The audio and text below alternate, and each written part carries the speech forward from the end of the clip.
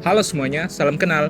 Nama saya John Edward Rapenta Tarigan, dan saya berasal dari Poltekkes Kemenkes Pontianak. Sekarang saya akan menunjukkan bagaimana cara etika batuk yang baik dan benar. Simak videonya.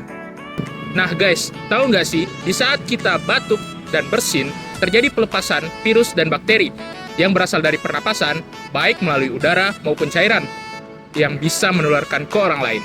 Nah, untuk mencegah terjadinya penularan tersebut, ada sebaiknya kita menerapkan etika batuk yang baik dan benar.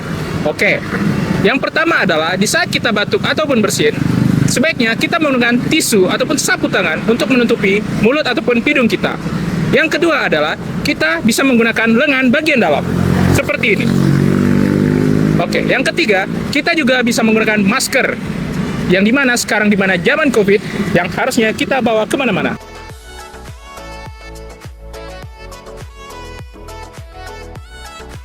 Nah guys, sekarang jangan lupa diterapkan ya etika batuk yang baik dan benar, di mana kita harus hidup sehat dan selalu menjaga kebersihan. Oke, sekian dari video saya. Selamat siang, terima kasih.